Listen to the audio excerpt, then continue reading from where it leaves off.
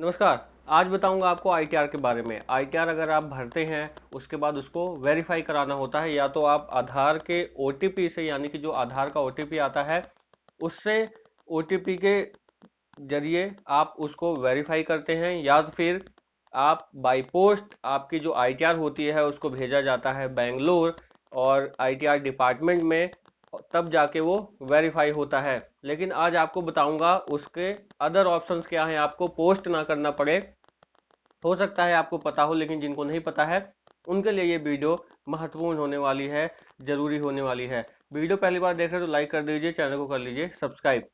तो बता दूं कि आपके पास ऑप्शन होता है बैंक का, तो आप बैंक से ईवीसी यानी कि जो है बता देता हूं, आप उससे जो बैंक है आपका उसमें भी आपने आधार दिया है, पैन कार्ड दिया है, तभी जाके वो अकाउंट खुला है आपका, तो उससे वो वेरीफाई कर लेते हैं इनकम टैक्स डिपार्टमेंट वाले। डायरेक्ट ही ई वेरीफाई में जा करके कैसे होगा वो लाइव बताऊंगा। अभी मैं इस वीडियो में सिर्फ बता रहा हूँ कि आपके पास ऑप्शन है बैंक का। तो बैंक में आप क्या कर सकते हैं, नेट बैंकिंग के द्वारा आप भर सकते हैं अपनी इनकम टैक्स की रिटर्न, ई वेरीफाई कर सकते हैं। भरेगा तो आपका सीए या अकाउंटेंट, और भरना है अगर आईटीआर भरवाना है आपको तो मुझे भी कांटेक्ट कर सकते हैं, नीचे डिस्क्रिप्शन में लिंक दे देता हूं। तो आप नेट बैंकिंग के थ्रू भी अपने रिटर्न भरवा सकते हैं। यहाँ पे देख रहे होंगे स्क्रीनशॉट मैंने फोटो लिया है, उसको वो दे दूंगा आपको।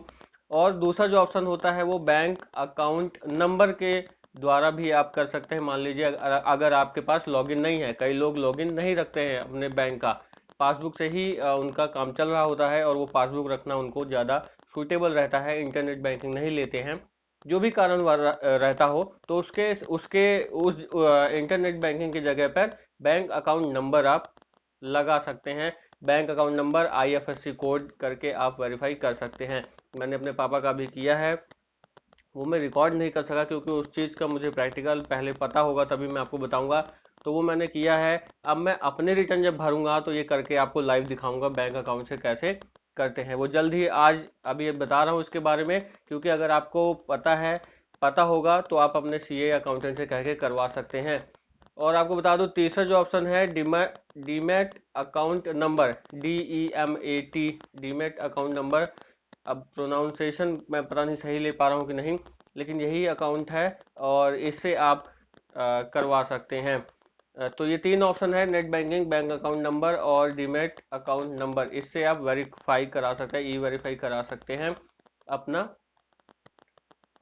आईटीआर का फॉर्म, यानी कि 2021 का जो अभी करंट चल रहा है उससे। अब बता दूं जल्दी से कि ऑप्शंस क्या आपको देता है वो, या तो आपके पास ईवीसी टू ई वेरीफाई जो रिटर्न है उसके लिए पहले से ईवीसी हो, या तो फिर आप उसके लिए जो मैंने अभी बैंक का बताया दूसरा ऑप्शन वो होता है, और तीसरा होता है आधार के ओटीपी से ई वेरीफाई कराना। तो दोनों स्क्रीनशॉट आपको दे दूंगा मैं, साइड में आप देख सकते होंगे, देख रहे होंगे।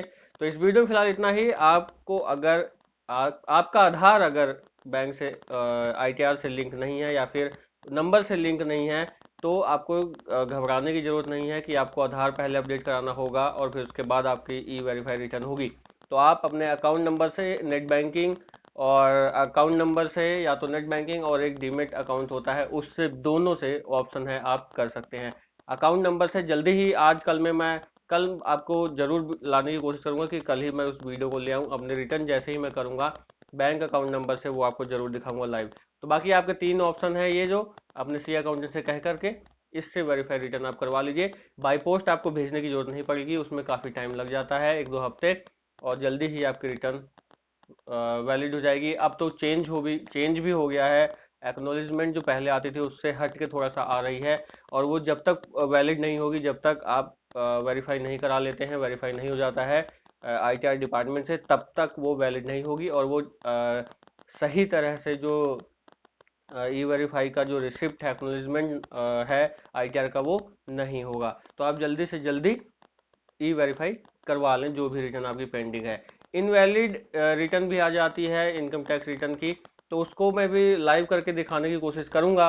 अगर किसी का आता है मेरे पास तो वो भी आप ऐसे ही ई वेरीफाई करके उनको एक रीज़न देना होता है कि लेट क्यों हो रहा है, तो आप ये कह सकते हैं कि हम भेजना भूल गए थे ऐसा करके, और ऑप्शन वहाँ पे जब मैं करूँगा तो बता दूंगा ऐसा ऑप्शन है, आप इनवैलिड रिटर्न को भी वैलिड कर सकते हैं ई वेरीफाई करके। तो इस वीडियो में फिलहाल इतना ही, चैनल को लाइक शेयर सब्सक्राइब कर दें।